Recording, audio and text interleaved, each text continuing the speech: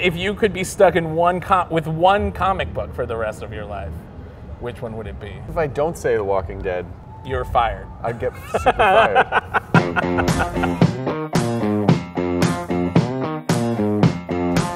Hey guys, welcome to the Skybound Insider. We're here just hanging out, just me and Brian. We're usually behind the camera, or at least one of us. This week, on the camera. We're here. And speaking of being places, RTX is going down this July 7th. That's right, not next July 7th. Well, it might be, I don't know. But this July 7th through 9th, we're gonna be there and you should be too. So if you are there, walk your little butt over to our booth and let us know. We'll be at booth 723. Also in regards to cons, last week we went to Idiot Fest, ID10T Fest, Chris Hardwick's new festival. It was really fun. There was a lot of comedians, there's a lot of artists, there were a bunch of musicians playing the old tunes. Let's give you an old recap of all the fun that Ian and I had. Hey everybody, we're here live at ID10 Fest. This happened last weekend. This is not live. Ian, you ready to have a good time? Let's check this shit out.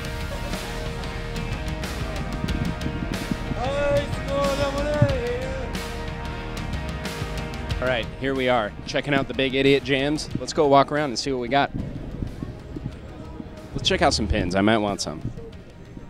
Should I get the dick banana? Ooh, there's a Chris Hardwick pin. So what's your strongest skill set? Strongest skill set, probably my ability to control lightning. Good. Just that one.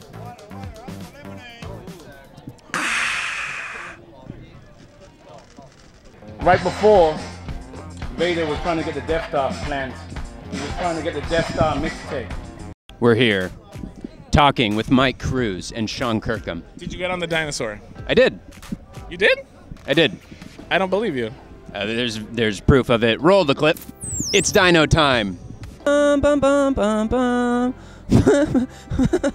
Thanks for letting me ride, man. Heck yeah. Hey, what up, Bean Man? Give me a hug.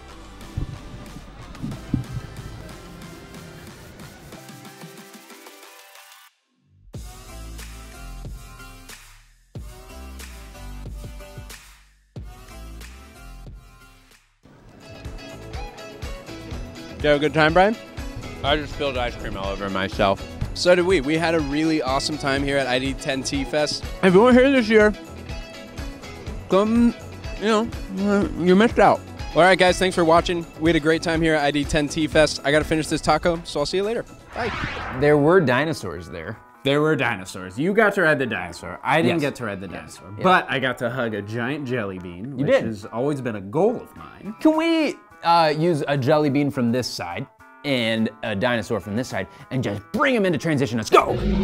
So after we stepped off the jelly beans and dinosaurs, we got to sit down with Nikki Glazer and have a quick chat with her about what it is being a comedian, what she wants to work on. Her and Brian started a few new podcasts that you guys should check out. But the biggest thing of all, Chris Hardwick! Yay!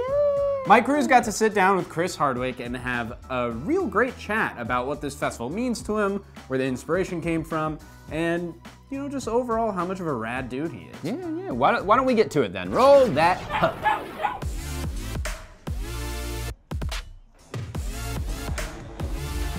I'm here with Nikki Glazer. Hi. Thanks for coming and hanging out with us. Oh my gosh, thanks for coming to my trailer. Yeah, so you're here at Idiot Fest, big comedy festival. I like saying ID10T. I think it's identity. Well, it's a whole code thing, right? Wait, is it supposed to be identity? That's what we've been hearing. So tell us, idiot. how do you know Chris? Yeah, I know Chris just from Singled Out. Like that's where I first knew him, and I loved him. And then I met him. I think our agent set us up on a friend date, just because I was just starting my show, and he was obviously killing it with his show. So we met for coffee, and it was an instant friendship. So like Chris, who dabbles in pretty much all formats of media. You've been in podcasts.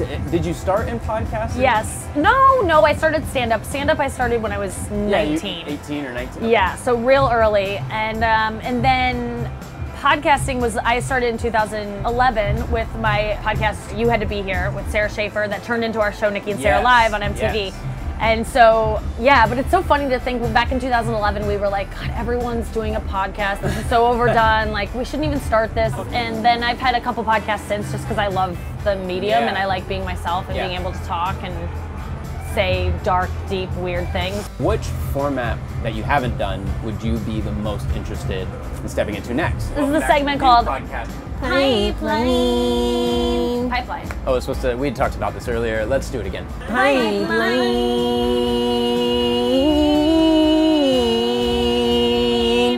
Yeah, I'm working on some scripted shows. It's just fun to say things not from me all the time. Because anytime I say something that's controversial or like that's a little bit rubs people the wrong way, it's like it's on me. Yeah, if I do it through a character, I can say all these things I want to say. Yeah. I'm very inspired by like Transparent and Girls and just shows that are very like almost dramatic. I kind of want to get into writing serious dramedy type things. No, that's really interesting to know. I have a few projects, few irons in the fucking tool shed. I like to combine analogies. Well, thanks for hanging out with us. Thank you for having me. Yeah. I'm not I'm not gonna do it again. All right, bye. Over. Hello, everybody. I am here at Idiot Festival, and I am with Chris Hardwick. That's me.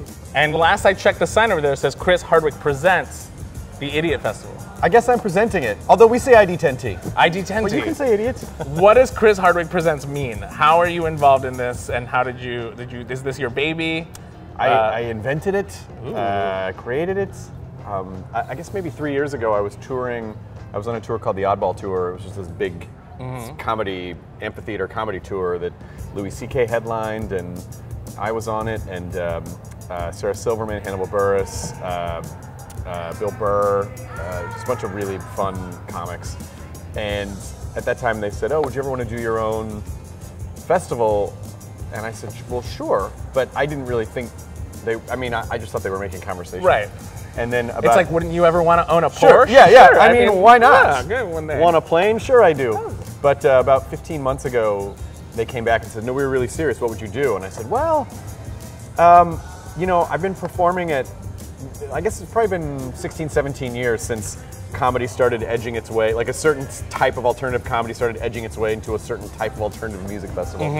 And so I did Bumbershoot in 2001, and I ended up doing it for like 5 or 6 years over the years. And the comedy tent sort of bled into, now they're at Bonnaroo and Outside Lands. And I thought, well, the one thing that always stuck out to me was whenever I went to these festivals, I was never really that into whatever the exhibitor booths were, because it just wasn't, it's like, yeah, I don't need a dog dish made out of hemp or whatever, or like a friendship bracelet. And so I just said to them, it'd be really great if we just kind of put a Comic-Con at the center of it, so that all day long there was stuff for people to do. They could, come and cosplay. There'd be panels and podcasts during the day, and then comedy in the afternoon, and then the music at night. So you could really have like 12 hours here and get a whole pop culture experience all day long.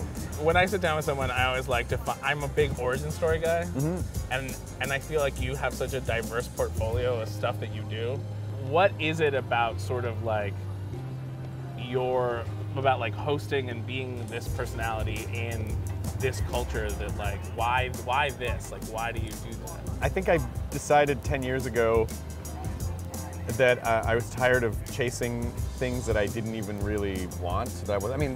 You always, you want to work in the business because you need to survive. Right. But I was chasing things that I wasn't really that excited about, and then I was feeling bad when they didn't work out anyway. Right. So I was like, well, if I'm gonna feel bad, like I should at least pursue things that mean something to me. I mean, did you come from entertainment? Your parents weren't. No. My dad was a professional bowler. A professional bowler? Yeah. That was a thing? Yeah, I grew up on the Pro Bowlers Tour. So where did that spark come from for you? And SNL started in '75, I think. And my parents noticed that I zeroed in on Steve Martin right away. So they started buying these Steve Martin records, and that opened up this whole gateway to other comedy, Richard Pryor, and then in the '80s there was this comedy boom, and so it was just the right time. Like I just got lucky when I was born. That's really cool though that they fostered that. That Totally. They noticed it and fostered it. Yeah. All right, I have a couple fan questions. Boog Jones asks, if you could choose one food to eat in the apocalypse, what would it be? I mean, I guess pizza. Pizza's pretty easy to make. To eat every day? To eat every single day. And then if you could be stuck in with one comic book for the rest of your life, which one would it be? I'm assuming new issues come out. If I don't say The Walking Dead, you're fired. I'd get super fired. No, it's safe space. safe space. You know, I'll tell you why it would be Walking Dead, because in an apocalypse, it would be such a... Like a how-to manual? It would be such a stressful, number one, how-to manual. Number two, just to feel normal, I would basically, I would read the comic book to small groups of people and then talk about it afterwards. That's how I would have to feel. You'd become this like traveling bard. Yeah, I would take Talking Dead on the road in the apocalypse. Well, that about does it, guys. Don't forget to stop by our booth and say hi to us at RTX. We'd love to say hi to you all. Last year was great. Let's do it again this year. Make sure to go check out our visit to the Saturn Awards. Make sure to go check out old Skybound Insider episodes. And as always, subscribe to Skybound. Signing off from here, from Skybound, from the office, from the set, is Brian and Ian. Yeah. That's us. All right, guys, we'll see you next time.